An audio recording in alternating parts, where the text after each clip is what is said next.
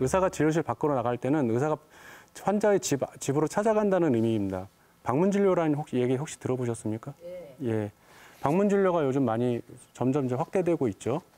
저도 그 사업에 참여해서 하고 있는데 의사가 진료실 밖으로 나가는 것의 의미는 상당합니다. 자, 우리가 진료실로 들어와서 진료를 받을 때는 의사에게 익숙한 공간이죠. 환자에게 익숙한 공간이 아니고, 그러면 환자는 진료실 안에서 약간의 주눅이 들 수도 있고 좀 이렇게 좀 낮은 상태가 될 수 있죠. 그리고 의료 정보의 차이도 있기 때문에 의사가 가지고 있는 지식으로 환자에게 처방을 하고 이렇게 하십시오, 저렇게 하십시오 일방적인 어떤 구도가 형성됩니다. 근데 방문 진료를 해서 가보면요. 일단은 환자의 집이라는 곳은 의사에게 익숙치 않은 곳이에요. 매번 갈 때마다 새로워요. 같은 집이라도. 그다음에 환자는 어떤 상태가 됐든 보호자와 함께 있습니다. 그래서 환자가 직접 자기의 상태를 얘기할 수도 있지만 보호자가 옆에서 환자의 상태를 설명해 줄 수 있고요. 그다음, 거긴 환자의 집은 생활 공간이기 때문에 그 환자의 삶이 어느 정도 보여요. 이분들이 청결하게 잘 관리를 하고 사시는지, 아니면 외출이나 어떤 그런 방식은 어떻게 이루어지는지, 목욕이나 어떤 위생 상태는 어떤지 그런 것들이 다 보이기 마련입니다. 그렇게 보면은 환자는 입체적으로 보일 수밖에 없고 의사는 낯선 공간에서 이렇게 일방적으로 이렇게 얘기를 할 수가 없어요. 그러면 환자나 보호자의 얘기를 의사가 좀 더 대등한 위치에서 얘기할 수 있다는 관점에서 보면 의사의 그 권력관계, 하나의 권력관계로 설명을 하자면은 진료실 안에서의 권력관계에 비해서 진료실 밖에서의 권력관계는 환자와 대등한 상태가 되죠. 따라서 이야기가 일방적이 아니라 양방향으로 소통하는, 그리고 복합적이고 다면적으로 여러 가지를 얘기할 수 있는 구도가 형성됩니다.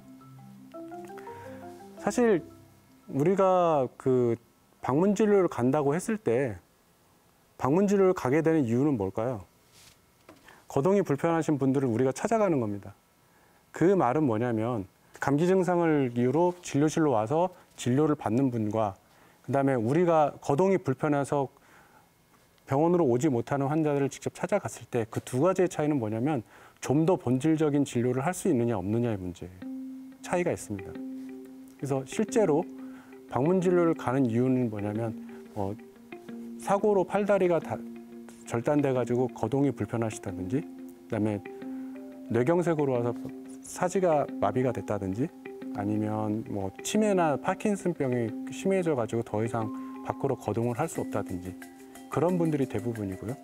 그렇게 함으로써 이제 누워 있으면서 생기는 욕창, 그다음에 콧줄을 가지고 있는 분들, 그다음에 숨을 제대로 쉴 수 없어가지고 목에다 튜브를 이렇게 꽂고 있는 분들, 또는 이제 식사를 할 수 없어서 배에다가 위로 이제 도관을 가지고 있으면서 그걸 관리해야 하는 분들, 또는 소변줄, 뭐 그런 분들이 있죠. 그런 것들을 관리할 수 있는 사람들은 의료인들밖에 없죠.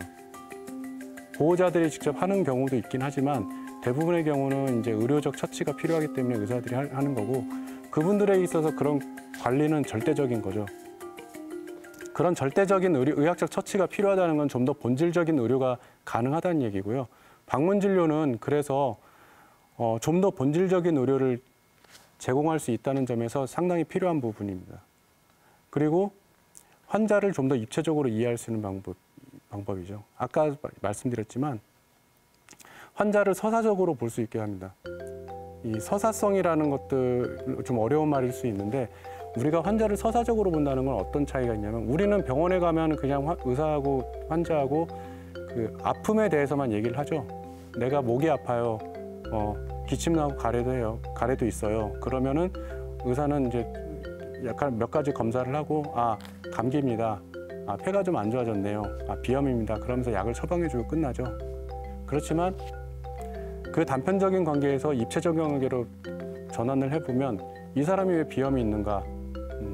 집에 무슨 진먼지 진드기가 많다거나 위생 상태가 불량하다거나 어떠한 신체적인 이유로 잘 씻지 못해가지고 감염증이 생겼다든지, 움직이지 못해가지고 욕창이 생겼다든지, 그런 부분들을 입체적으로 좀 볼 수 있죠. 이분이 어떻게 돌봄을 받고 있는지, 그 다음에 이분이 환자 보호자의 관계에 있어서 어떤 삶을 살아와서 지금 이런 관계가 있는지, 돈독한 지금까지 잘 지내서 돈독한지 아니면 마지못해 보호자가 이제 돌보고 있는지 그런 부분에 있어서 이 환자의 삶이 보일 수 있고요. 그다음에 앞으로 어떻게 할 것인지에 대한 어떤 머릿속 플랜이 이제 생기기 시작합니다. 그래서 방문 진료는 지속적으로 이루어지는 경우가 대부분이기 때문에 환자를 계속 지속적으로 보면서 환자가 어떻게 나아가는지 그런 것들을 저희가 좀 관리를 할 수 있죠. 이것들이 입체적이기 때문에 어떤 서사성, 그러니까 서사라는 말은 이야기를 구성한다는 얘기잖아요. 환자를 가지고 환자를 대상으로 저와 환자와 보호자 간의 어떤 하나의 이야기, 스토리가 형성되는 겁니다. 소설이나 드라마를 보면 주인공의 어떤 서사라고 얘기하죠. 주인공을 둘러싼 입체적인 어떤 이야기들. 그런 것들을 이제 저희가 방문 진료를 통해서 환자를 둘러싼 여러 가지 요소를 가지고 하나의 서사 이야기를 구성하면서 환자를 이해하게 됩니다. 이것이 하나의 서사 이야기라고 요즘 많이 대두되고 있는데 좀 어려우니까 여기까지만 얘기하고요.